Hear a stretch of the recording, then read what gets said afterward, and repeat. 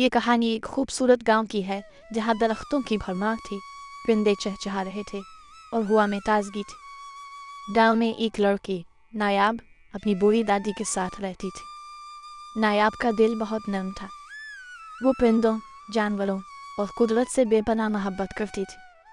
वो अक्सर अपने वक्त का ज़्यादा हिस्सा जंगल में गुजारती जहां दरख्तों के बीच परिंदे अपने घोंसले बनाते।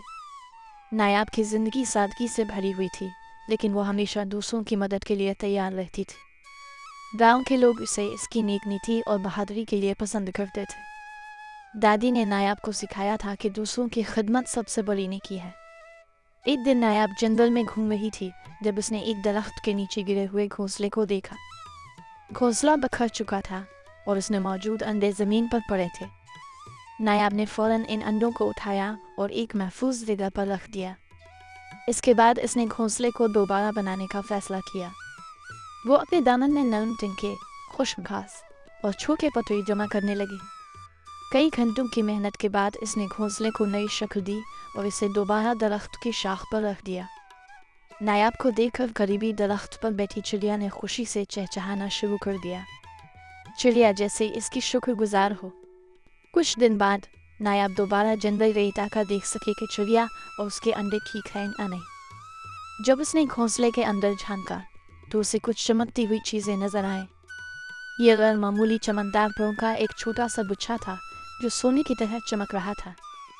नायाब ये देखकर हैरान रह गए और फौरन उन परों को अपने दादी को दिखाने के लिए ले गई। दादी ने परों को देखकर चौंक कर कहा, ये आम पर नहीं है बेटी, ये जादुई पर है जो दिल की सच्ची ख्वाहिशात को पूरा कर सकते हैं। लेकिन याद रखो, उनका इस्तेमाल सिर्फ नेकी के लिए होना चाहिए। अगर उनका गलत इस्तेमाल किया गया तो ये तबाही ला सकते हैं। गांव में कई महीनों से बारिश नहीं हुई थी और लोग पानी के लिए परेशान थे। नायाब ने फैसला किया कि वो उन परों का इस्तेमाल गांव की मदद के लिए करेगी। उसने एक पर को अपने हाथ में पकड़ा और खुनूस दिल से दुआ की कि गांव में पानी की किल्लत खत्म हो जाए। अगले ही दिन गांव के करीब एक पुरानी खुश्क नदी में पानी बहना शुरू हो गया। गांव के लोग ये देखकर खुशी से झूम उठे। वो नहीं जानते थे कि ये मौजज़ा नायाब की वजह से हुआ था, लेकिन वो दिल से दुआ देने लगे। कुछ दिन बाद गांव में एक अजीब बीमारी फैल गई। बच्चे, बूढ़े और जवान सब बीमार होने लगे। हकीम भी इलाज करने में नाकाम थे। नायाब के दिल को बहुत दुख हुआ। इसने दूसरा जादुई पर उठाया और दुआ की, ए अल्लाह, मेरे गांव के सब लोगों को सेहत अता फरमा। जादुई पर चमका और अगले ही दिन तमाम बीमार लोग तंदुरुस्त हो गए।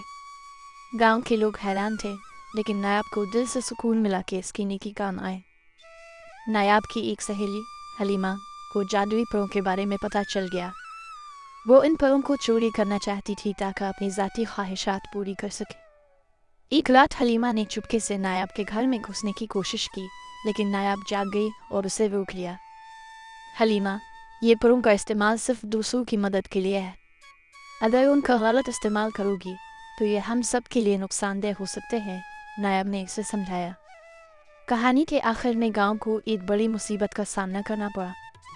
एक दिन आसमान पर काले बादल छा गए और ऐसा लग रहा था कि तूफान गांव को तबाह कर देगा। गांव के लोग खौफजदा थे।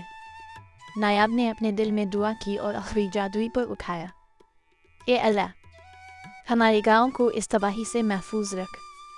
जादुई पर आखिरी बार चमका और आसमान साफ हो गया। गांव महफूज रहा, लेकिन जादुई पर हमेशा के लिए गायब हो गए। नायाब की कुर्बानी और नेकी की वजह से गांव के लोग उसे इज्जत की नज़र से देखने लगे।